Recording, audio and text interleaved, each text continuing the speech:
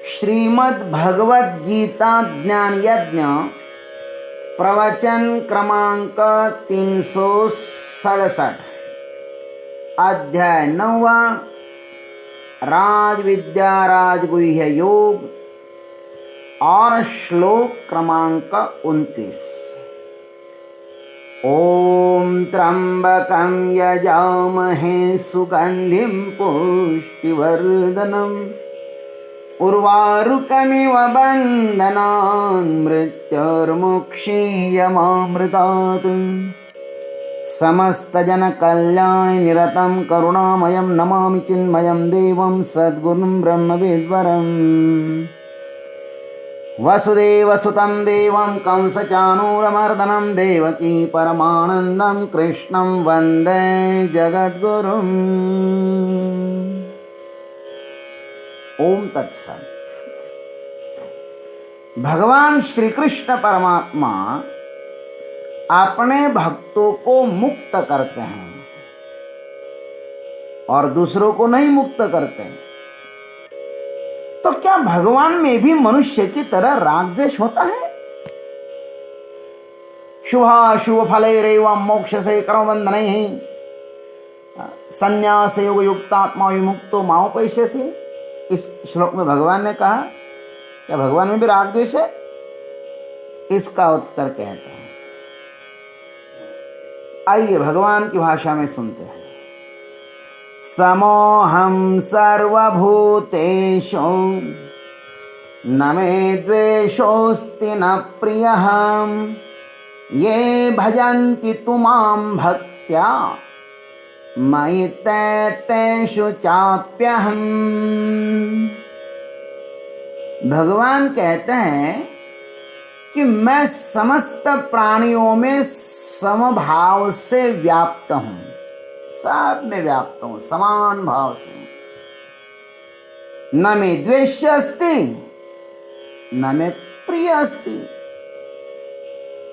इस संसार में न कोई मेरा द्वेषी है और न कोई मेरा प्रिय है।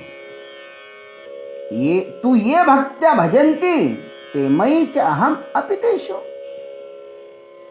परंतु जो मुझको प्रेम से भजते हैं वे मेरे में हैं और मैं भी उनमें हूं। क्या बढ़िया बात कही भगवान ने। आइए सदगुरु के आशीर्वाद से, भगवान की कृपा से इस पर हम लोग अनुसंधान करते हैं। गीता माँ का प्रत्येक सूत्र बड़ा ही महत्वपूर्ण है। हम इसको अपने जीवन में उतारने का प्रयत्न करें, क्योंकि शास्त्र जब तक जीवन में नहीं उतरते तब तक वे सार्थक नहीं होते। भगवान कहते हैं अहम सर्वभूतेषु समः। मैं समस्त चराचरात्मक संसार में सम हूं। भगवान शुरू से ही कहते हैं कि कार्य में कारण होता है। बिना मिट्टी के घट बन ही नहीं सकता। सब भूतों में मैं समान हूं, फिर वे ब्रह्मा हो या मच्छर हो। अरे भाई, मिट्टी तो सब घटों में समान ही होगी ना। सबके देह में मेरा अस्तित्व एक जैसा ही है। इसलिए सबकी उपाधियां भिन्न भिन्न होते हुए भी सबकी चाह और सबका अनुभव एक जैसा है। इसलिए तो संसार को जानने की अपेक्षा परमात्मा को जानना अति सरल है। सबकी वासना, सबकी उपाधियां, सबका अंतःकरण अलग अलग है। हाँ, बना तो सबका सब समान तत्वों से ही, किंतु वह वासना की उपाधि के कारण पृथक पृथक है। वासना एक दूसरों के साथ नहीं मिलती। एक ही घर में 5 लोग हो तो सबका व्यवहार, सबकी पसंद, सबका आचरण अलग अलग होता है। वासना के स्तर पर भिन्नता है, किंतु चाह सबकी एक ही है कि मुझे सच्चिदानंद मिले। इसका अभिप्राय यह है कि परमात्मा सब में सम है। भगवान कहते हैं न द्वेष्य में द्वेष्य नास्ति न प्रिय, न कोई मेरा द्वेषी है और न कोई मुझे प्रिय है। राग द्वेष प्रेम यह तो पराये पर किया जाता है। राग दूसरों पर किया जाता है, द्वेष दूसरों पर किया जाता है, प्रेम दूसरों पर किया जाता है। द्वेष के लिए दूसरा चाहिए, लेकिन प्रेम के लिए अन्य की जरूरत नहीं है। प्रेम तो मैं स्वयं पर भी बहुत करता हूं। मैं मेरे ऊपर प्रेम कर रहा हूं, यह कोई बोलने की चीज है? मैं प्रेम करता हूं ऐसा बोलते ही प्रेम करने वाला अलग हो जाता है। बस इतना ही कहो कि प्रेम है, ऐसा भी नहीं कह सकते, क्योंकि प्रेम सदैव है।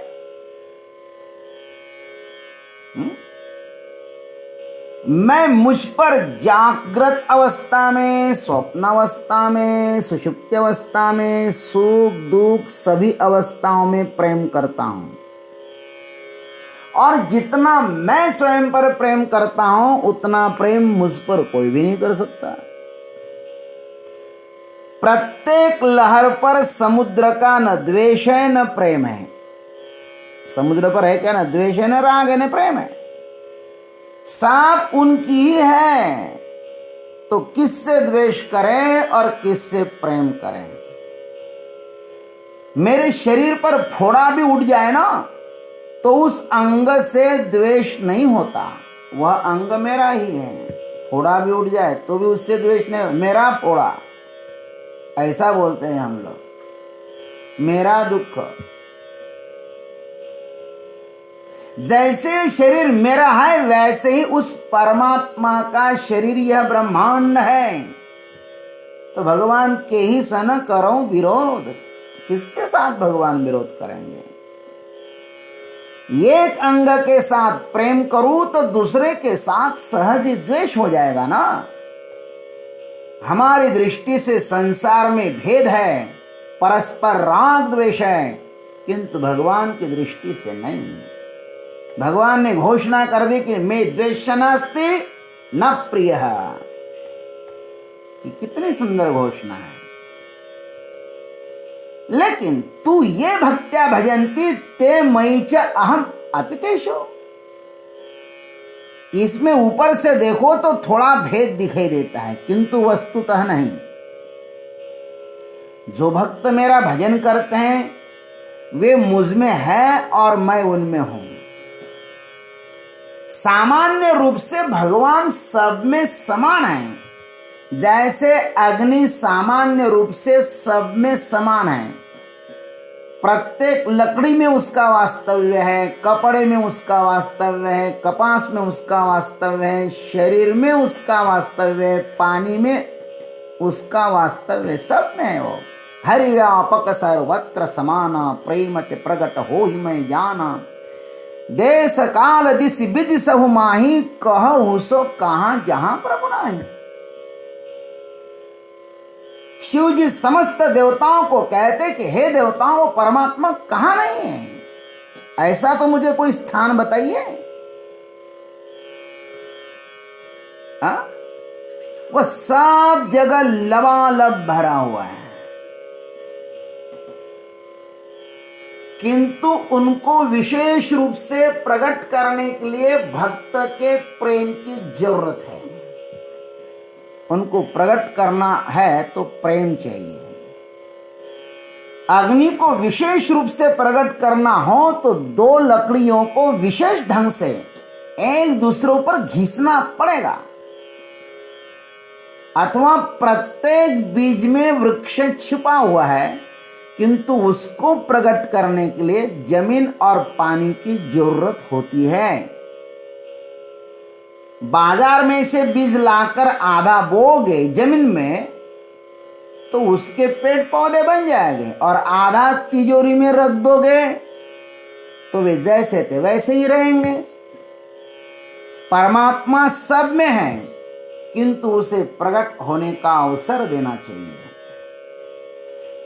भगवान कहते हैं मैं सब में सम हूं, यह तो ठीक ही है, किंतु जो मेरा भजन करता है वो मुझे अधिक प्रिय है। समदर्शी मोहि कह सब कोऊ, सेवक प्रिय अनन्य गति सो। सब समदर्शी मैं हूं, लेकिन मैं सेवक पर विशेष प्रेम करता हूं। अपने हृदय में जो अंतर्यामी सच्चिदानंद घन परमात्मा बैठा है ना, वह तो प्रतीक्षा ही कर रहा है कि मैं कब प्रकट हो जाऊं, किंतु हमारा अहंकार, हमारी वासना उनको प्रकट होने में बाधा बन रही है। परंतु जिस भक्त का चित्त वासना एवं अहंकार रहित होकर परमात्मा को पूर्णतः समर्पित हो जाता है, परमात्मा उसके हृदय में ही प्रकट होते हैं। फिर भक्त और देव एक हो जाते हैं, भेद मिट जाता है। उपाधियों में भले ही भेद हो, किंतु उपाधि उपहित जो सच्चिदानंद घन चैतन्य है ना, वह एक हो जाता है।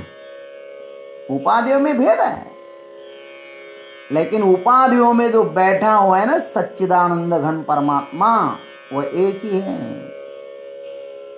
जैसे वट वृक्ष, वट का फैला हुआ वृक्ष उसके बीज में छिपा रहता है, और बीज भी उस वट वृक्ष में छिपा होता है, वैसे ही मुझ में और मेरे भक्त में नाम मात्र का भेद है। वस्तुतः हम एक ही हैं।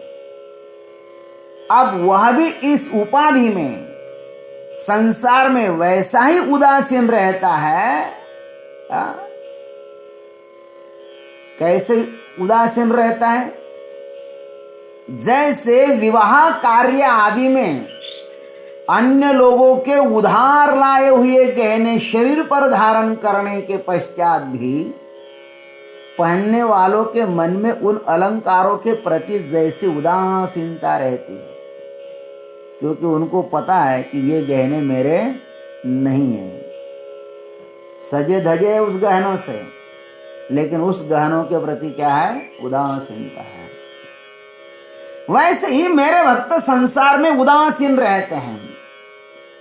वे संसार में आसक्त नहीं होते हैं। उन्हें पता है ये सब छोड़ के जाना है, ये नश्वर है। उनके साथ वो चिपकते नहीं हैं। दूसरों की संपत्ति पर क्या चिपकना, दूसरों के संपत्ति को अपनी संपत्ति क्या कहना। अथवा जैसे वायु फूलों की सुगंध अपने साथ ले जाता है और फिर सुगंध रहित फूल डंठल कर रहता है महाराज, वैसे ही प्रारब्ध समाप्त होने तक ही मेरे भक्त को देह संसार में रहता है। मेरे भक्त का देह संसार में रहता है, लेकिन वो दिन रात तो मेरा ही भजन करता है, मेरे में ही मग्न रहता है, मेरे ही आसक्त रहता है, मेरा ही भजन करता है, मत स्वरूप रहता है। संसार में केवल वह उनका देह रहता है, उनका चित्त मेरे में रहता है। इसलिए मैं जो हूं ना, ये भजन्ति तुमाम भक्त्या मयि ते तेषु चाप्यहम्। वो मेरा भजन करता है तो मैं भी उसका भजन करता हूं, उनमें तल्लीन रहता हूं। ऐसा भगवान इस श्लोक में कहते हैं। शेष हम अग्रिम प्रवचन में कहेंगे। ओम तत्सत। जय गुरुदेव, जय जगदीश्वर, जय